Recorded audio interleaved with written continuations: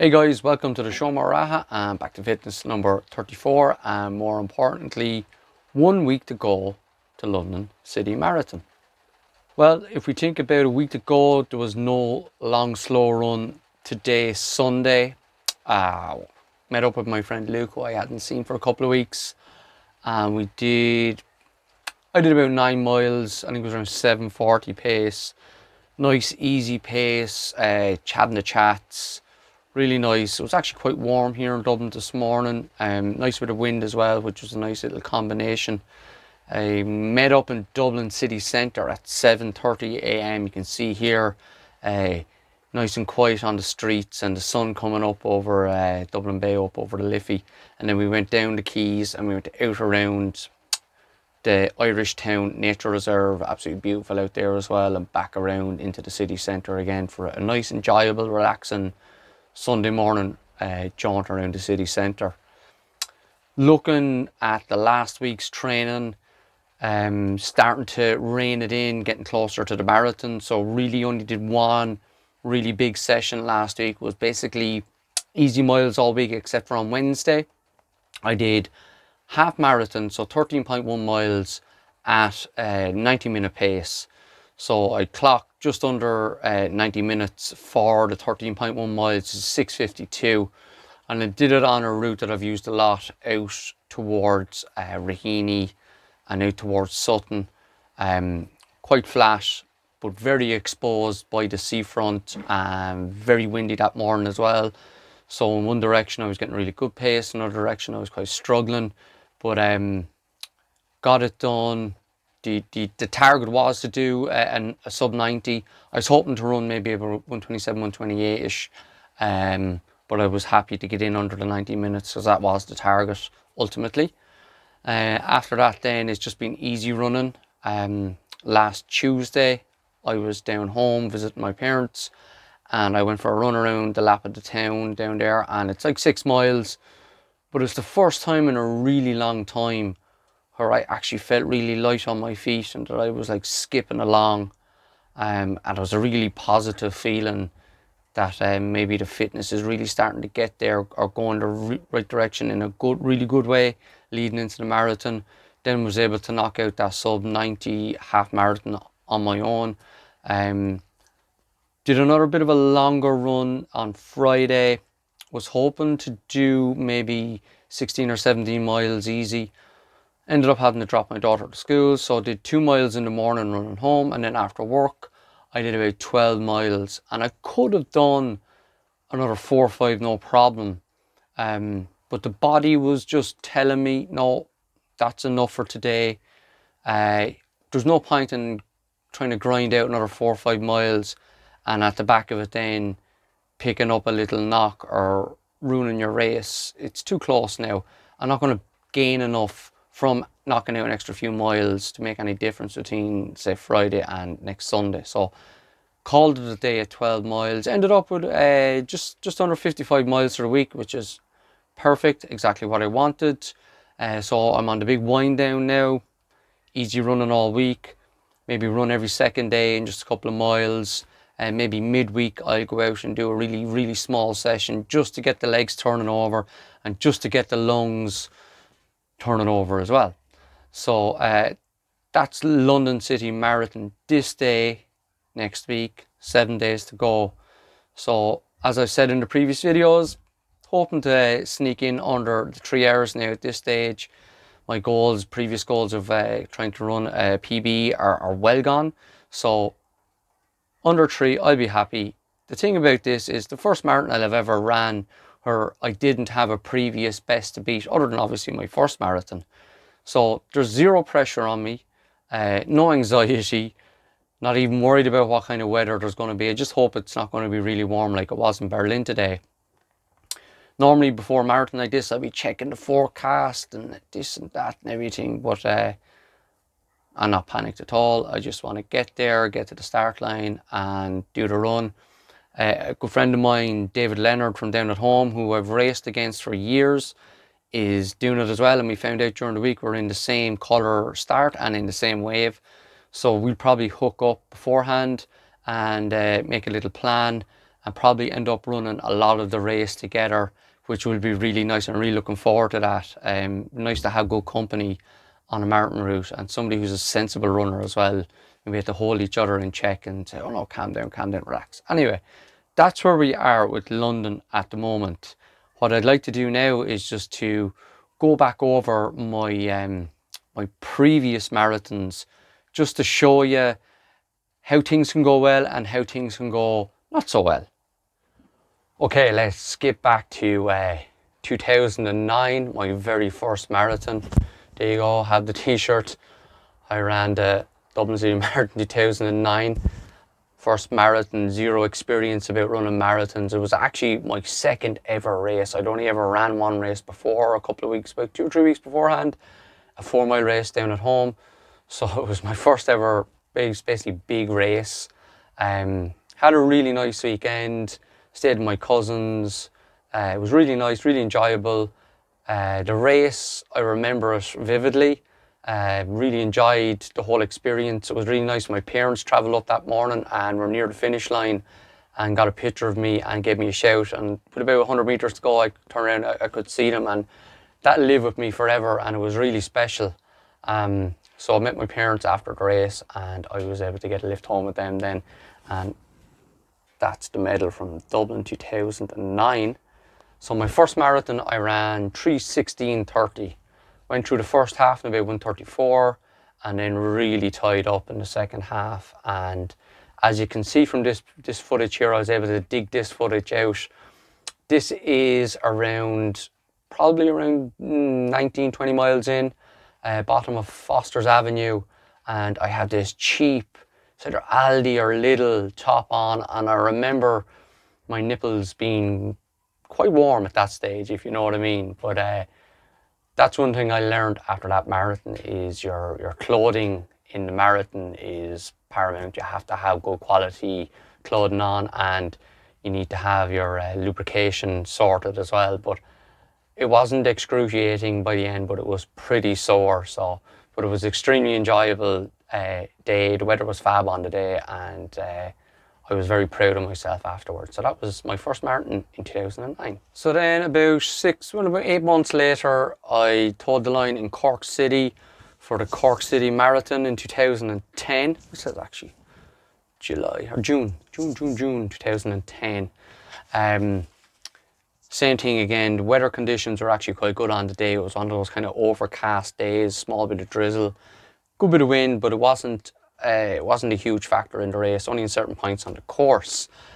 It was a real pleasure to run in a group of runners with Sonia O'Sullivan, Olympic silver medalist. She was doing the relay that day, and she did the first half of the race. And there was a group of about 10 or 12 of us that ran together for a good 10 or 12 miles, and Sonia was part of that, which was pretty cool. So I went from 3:16:30 in Dublin to 2:55. I think it was 2:55:50 or 54, something like that. My first sub 3-hour marathon. Really nice experience again. My parents travelled down again, and they were there at the finish line. And I was so ecstatic coming over the finish line that I'd broken the 3 hours, and my dad was saying to me, well, how'd you get on? And I was like, I couldn't say anything, I couldn't talk. I was so emotional. If I had actually spoken, I think I would have started to cry. I was so emotional. And I eventually got my bearings together, and same thing, had a nice lift home with my parents. We stopped again like we did coming down from Dublin, and had a big dinner and a big pint of Guinness. So 2010 in Cork was my first sub 3-hour marathon, and made me think, this is simple, this is easy peasy, let's go. So then we fast forward another couple of months to October in 2010, and we do the Dublin City Marathon again in 2010. Now that's 3 marathons in 12 months, and after doing Cork, I was like, easy peasy, yeah, this is no problem. If I can knock 20 minutes off, I can knock this and do this and that. But I suppose with the training and the racing, had built up a couple of little niggly injuries. And as I trained for Dublin, they just surfaced more and more. And basically, I couldn't train properly. couldn't train to the same extent that I trained previously for Cork, say. And I towed the line. I thought, okay, I'll run steady and I'll try and break 3 again. But it didn't happen. Everything basically went wrong. I wasn't focused enough. I wasn't disciplined enough. I ended up having to stop at around 22 miles, something like that, and used Portaloo. So I lost about 5 or 6 minutes. And I think I came in at around just over 3:20. I think it was like 3:22, something like that. A really negative experience. After my previous 2 marathons where I had a really positive experience, I had this really negative experience. So that kind of soured it for me a little bit. So there's the medal for Dublin in 2010, quite the same as 2009, just a different colour. And that was the medal for Cork City Marathon in 2010. So they're my 2 marathons. It's the only year I've ever done 2 marathons, and to be honest with you, I would never do it again. I know loads of people who could do 2 marathons a year and they just keep trucking, but that will be the only year in my lifetime that I will do 2 marathons, unless somebody puts a gun to my head, okay? And so we had a 2-year break, actually 3-year break, 2010 to 2013, did Dublin City Marathon again. Training was going really well. I was training with a couple of guys to run sub 250. Whenever we did any training sessions, I was always first in the lead in all of them.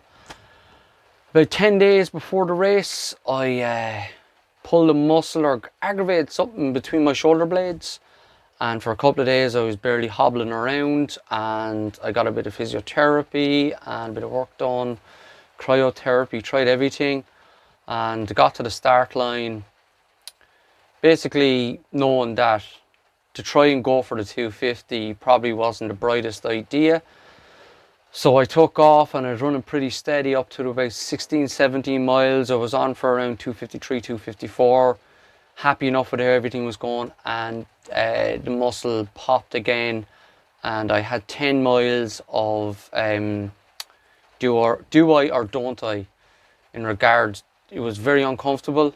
I was still able to run, but just able to trot along, and I wasn't giving up, and I ran the 10 miles. It eased out a little bit, but I came in around 3:15.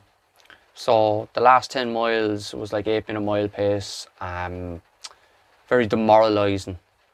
I put a huge amount of work and effort into that marathon, and the 2 other guys that I trained with both squeezed under the 250. So that made it, I was delighted for them, but that made it harder to take, and I was disillusioned with the marathon after 2013 now. So then we fast forward 4 years, and that really salty taste in my mouth had faded, and I decided to run Dublin City Marathon again. Had a really good training run. Everything was going really well, really happy with everything. Ran the race, same thing again, hoping to go sub 250. Ran with my friend Paul Doran from my club at home, and we ran to near 20 miles together, and Paul had said to me that we run 20 miles together, and he said that he was going to go for it then, and I said, oh, that's fine. And we ran the 20 miles together. It was great to have someone. We took turns getting water, you didn't have to, you were never on your own. You always had someone to kind of chat with if you needed to have a word with someone, or G each other on. It was great that way. Paul did get to under 250, and I ran 250.31. Paul was about 50 seconds ahead of me in the end. Hats off to him, he did it, I didn't. Lost it possibly, I'd say, in the last 2 miles, got up over 650 a mile. Look, I gave everything I had on the day. I came over the finish line and my legs were on fire. I was exhilarated because in fairness, I had achieved my goal to run a PB and run a substantial PB. I'd knocked over 5 minutes off my PB, which you can't argue with that. I'm still really not disappointed that I didn't break 250. because I just had that feeling that if I can get into really good shape again somewhere down in the next couple of years, that I will be able to do it, that I will get it done. So I'm not too pushed about that. It was a really enjoyable experience. Jonathan Swift, famous Irishman. So that was 2017, and kind of, I suppose, fallen back in love with the marathon again after a really enjoyable, good experience, confidence builder, really good, you know. Okay, didn't run another marathon for 2 years. 2019 New York City Marathon. I was lucky enough to get a VIP entry through New Balance, so I got a free entry to the race. Everything was not laid on, but I got free entry, and I got my flights and accommodation were subsidised as well. So I was very lucky that way, not only to get the opportunity to do the race, but because I got subsidised like that, myself and my wife were able to use it as a holiday. So we went to New York. I think we were there for 5 nights altogether. And both of us have been to New York a good few times previously, so it was really nice because because we're quite familiar. Like we weren't really touristy. We were just going to the places that we like in New York, restaurants and bars and what have you. Not that I was doing any drinking before the race. It's all done after the race. But New York City Marathon in 2019. Pretty much went through the same training regimen that I went through for 2017 in Dublin. Felt I was in reasonably the same kind of shape. Unfortunately for me, work-wise, I worked I think it was 8 out of 9 days before I flew. I'd done the 2 days at the Expo at Dublin City Marathon, 12 hours standing on a concrete floor, and then the flight to New York, the time change and everything. It just took its toll on me. I was flat. I think I peaked a little bit too early for the race as well, in that my county senior cross country was it was 2 weeks, so either 2 or 3 weeks before. I think it was 2 weeks before the race, and I smashed it. I ran a fantastic race. I was really happy with how I ran the 10k cross country. So I think I actually peaked there, and I was coming down the other side. So when I hit New York, the legs weren't there. Normally in the first maybe 10, 12, 13 miles in a marathon, you're just bopping along, you're lovely and fresh, you're enjoying the experience and all. But from the very first step in New York City Marathon, I felt like I was working hard. Considering that, and considering the toughness of the course, I just found the course to be a monster with all the hills in it. I still ran just under 2:55. I ran 2:54.59, and that's without getting the sprint finish. So there's another couple of seconds there as well. But I ran pretty steadily the whole way through the race. I knew that from the start because of the way I felt. It was just get it done, tick it off, don't worry about it. And I got it done, got there. The only really hard part was, I remember I think it was mile 22, up by, you're running up by Central Park, I think it's on 5th Avenue, and it's just a killer, man. It doesn't look it, but it's uphill all the way. And I remember getting to the top of that, the crest of that hill, and just after that you go into the park, and getting to the top, think, oh, I'm done now. And I still had that couple of miles to go, and I kept the pace pretty okay, but I was really struggling.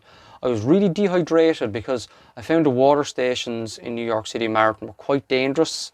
They're quite vast, and there's cups everywhere, and the ground is soaked, and there's people going in every direction. So the last, say, third of the race, I was just running straight through the middle of the water stations, which was, in hindsight now, was a big mistake, because I did really start to dehydrate in the last couple of miles.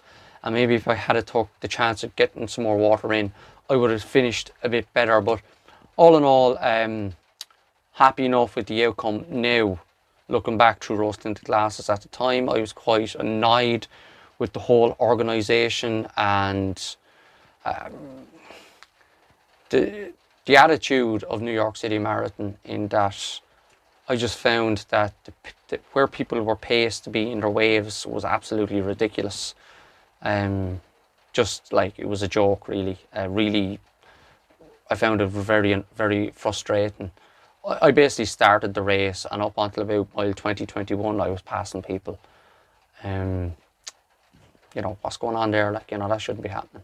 I know it's a really big race. There was over 50,000 people in it.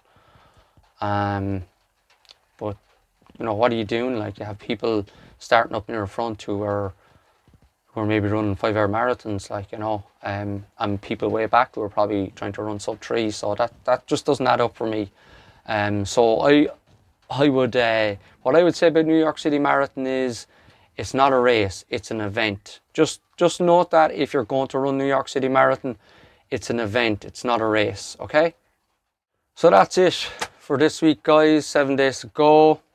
The way it works in most big city marathons, you get your finisher's top after you come over the finish line, but in New York they give it to you before you even do the race. Another crazy, I don't know, that just doesn't make any sense to me.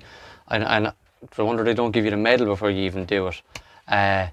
But hopefully the next time I'm talking to you, I'll have my London City Marathon t-shirt, finisher's t-shirt on, and I'll have my medal. And hopefully, as you can see here, this is the holder for my New York City Marathon medal, which I had made. As you can see that there. So you have some famous buildings in New York, and you can see my name and my time. You can see the map of the course. That's pretty cool. Like, I have that for, I think I have it for most of nearly all of my marathon medals, and hopefully I'm going to get one made for London, and hopefully the time is something similar to that. Maybe not as fast, but as long as it's 2 something something something, we'll all be good. But sure, look, if it's not, it's not. You know, as in the words of the great David Coleman, who commentated on the very first London City Marathon, he said that it's about the Olympic ideal. It's more about the taking part than the winning. And that is so true, because at the end of the day, there's only 2 people will win. Well, it'll be more than 2, but in general, you have the male winner and the female winner. You have the wheelchair male and female and male winners of the London Marathon as well. They're the only people that will win on the day. The rest of us are all winners though as well, because it's all about getting from there to there in one piece, and then we're all winners because we're competing against ourselves, no one else. So if you're doing Belfast, if you have Rotterdam coming up, if you have Manchester coming up, if you have New York in a couple of months' time, if you're doing London, best of luck. Take care of yourself this week. Plenty of sleep, plenty of carbs, avoid stress, and enjoy your race, and take care and be safe. And thanks very much, guys, for tuning in, and we'll see you soon.